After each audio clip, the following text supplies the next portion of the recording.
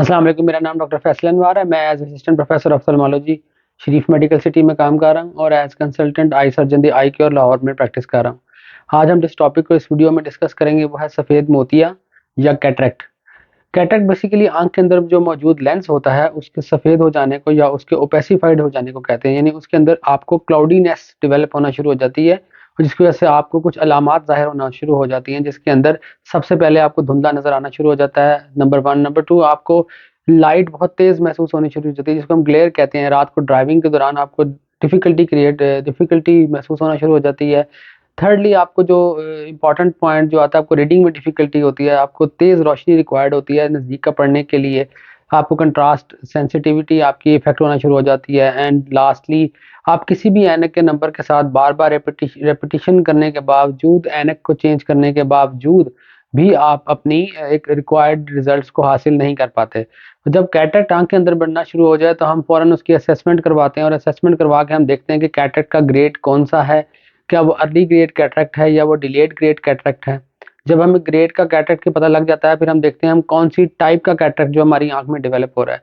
तो याद रखिए 4 इंपॉर्टेंट टाइप्स होती हैं कैटरेक्ट की, जिसको हम देखते हैं। सबसे पहले जो न्यूक्लियर कैटरेक्ट, यानी आँख का जो गोल एक लेंस होता है, उसके जो बिल्कुल दरमियान वाला हिस्सा होता है उसको हम न्यूक्लियस बोलते हैं।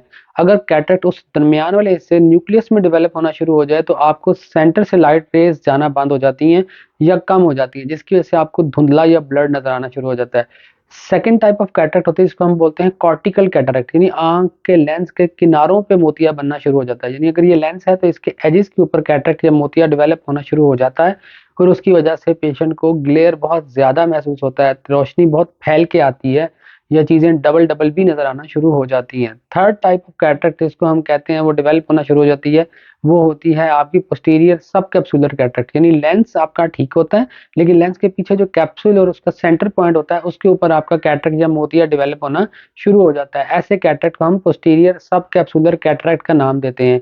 फोर्थ टाइप ऑफ कैटरेक्ट जिसको हम कहते हैं वो होता है डायबिटिक कैटरेक्ट, यानी शुगर के मरीज में पूरा का पूरा लेंस आपका एक जेली लाइक फॉर्म अडेप्ट कर लेता है, जिसकी वजह से आपको धुंधला डिस्टॉर्टेड नज़र आना शुरू हो जाता है।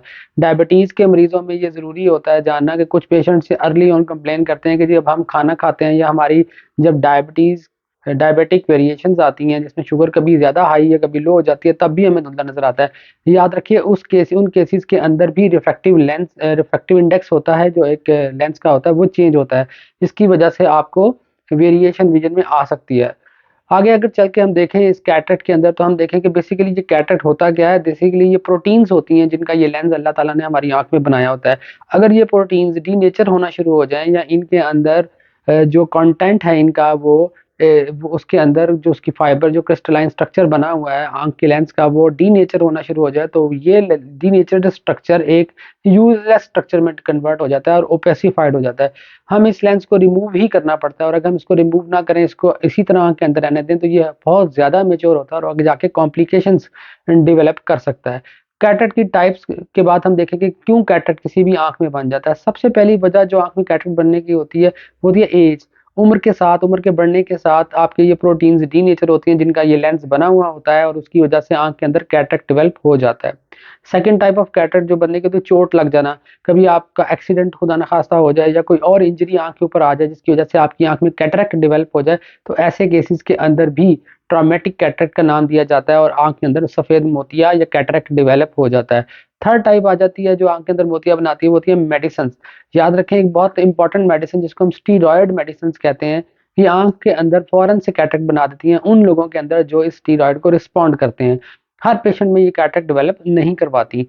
तो जो लोग हकीम मेडिकेशन इस्तेमाल करते हैं या जो अनलेबल्ड मेडिकेशन इस्तेमाल करते हैं जिसमें आपको मालूम ही नहीं कि आप कौन-सी मेडिसिन ले रहे हैं, उन केसेस के अंदर भी कैटरेक्ट डेवलप होने के चांसेस बहुत ज़्यादा हो जाते हैं।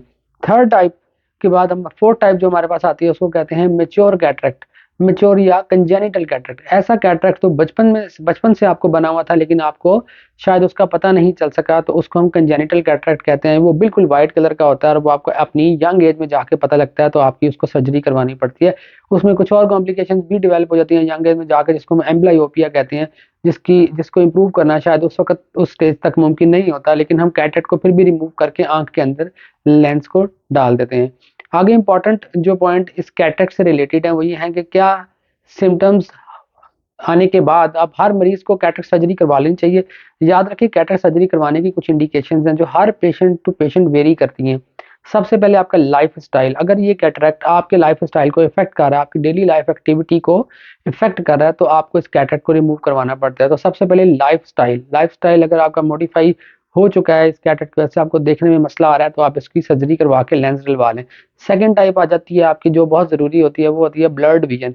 अगर आपकी ब्लड विजन की वजह से आपको गाड़ी चलाने में मुश्किल आ रही है, आपको पढ़ने में मुश्किल आ रही है, तब भी आपको इसकी सर्जरी करवा के लेंस डलवा लेना चाहिए।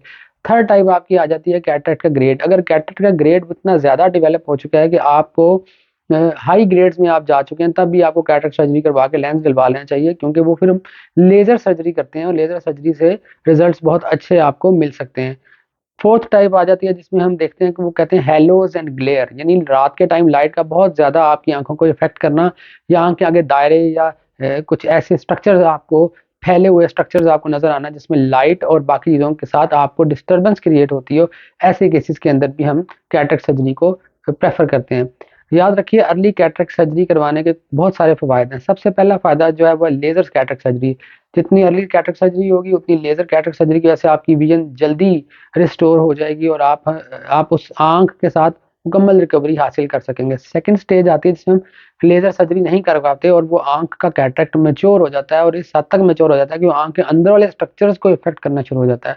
तब ऐसे केसेस के अंदर भी हम लेज़र सर्जरी ही करते हैं, लेकिन कुछ केसेस के अंदर हमें कन्वेंशनल प्रोसीजर्स की तरफ भी जाना पड़ता है, जिसमें अगर इतना मैच्योर आंख का लेंस हो गया कि वो अपनी जगह से ही हिल गया है और हिल के पीछे गिर जाने का खतरा है, तो ऐसे केस के अंदर जिसमें पीछे गिर जाने का खतरा हो, हम कैटरेक्ट को कन्वेंशनल तरीके से स्टिचेस की मदद से उसको निकालते हैं, ताकि आंख के अंदर सेफली लेंस फिर भी डाला जा सके। लेंस डल जाने के बाद आंख के अंदर विजन रिस्टोर हो जाती है। बहुत इंपॉर्टेंट क्वेश्चन जो पूछा जाता है कि कितने दिन का रेस्ट चाहिए हमें आंख कैटरेक्ट सर्जरी के बाद, या कितने दिन बाद हमें नजर आना शुरू हो जाएगा। देखें जो सक्सेसफुल कैटरेक्ट सर्जरी होती है उसमें आपको सेकंड या थर्ड डे नजर आना शुरू हो जाता है और आपकी विजन बहुत अच्छी डेवलप हो जाती है, या आपको अच्छी नज़र मिल जाती है। लेकिन अगर ऐसे केसेस हों जिसमें डिलेड कैटरेक्ट सर्जरी हो, जिसमें हमें लेज़र की ज़्यादा पावर इस्तेमाल करनी पड़े, या कोई और एसोसिएटेड इशू डेवलप हुआ हो, तो उसमें 1 से 2 हफ्ते लग सकते हैं आपकी विजन को क्लियर होने में। थर्ड ऑप्शन जो इसमें बहुत इंपॉर्टेंट आता है वो टाइम 15 से 20 मिनट का टाइम होता है एक कैटरेक्ट सर्जरी के लिए, जो एक सेफ टाइम कंसिडर किया जाता है, जिसमें आप कैटरेक्ट सर्जरी करवा के अपने घर जा सकते हैं। ये एक डे केयर सर्जरी है, इसमें हम कैटरेक्ट सर्जरी करने के बाद आंख में लेंस डालते हैं और पेशेंट को घर भेज देते हैं। नेक्स्ट डे पेशेंट मॉर्निंग में आता है, अपना एक फॉलो-अप करता है और उसमें हम देखते हैं कि अगर हर चीज़ सब कुछ ठीक है, तो हम पेशेंट को उन्हीं मेडिसिन्स के ऊपर दोबारा फॉलो-अप के लिए भिजवा देते हैं और 1 हफ्ते के बाद सेकंड फॉलो-अप करता है। उसके बाद पेशेंट अपनी रूटीन लाइफ को एन्जॉय कर सकता है और दोबारा अपनी रूटीन को रिस्टोर कर सकता है। तो ये तो थी कैटरेक्ट, उसकी टाइप्स, उसकी इंडिकेशंस, उसकी सिम्पटम्स और उनकी डिटेल, इसके बारे में आपको बताया गया इस वीडियो में। उम्मीद है आपको इससे बहुत फ़ायदा होगा। Thank you very much.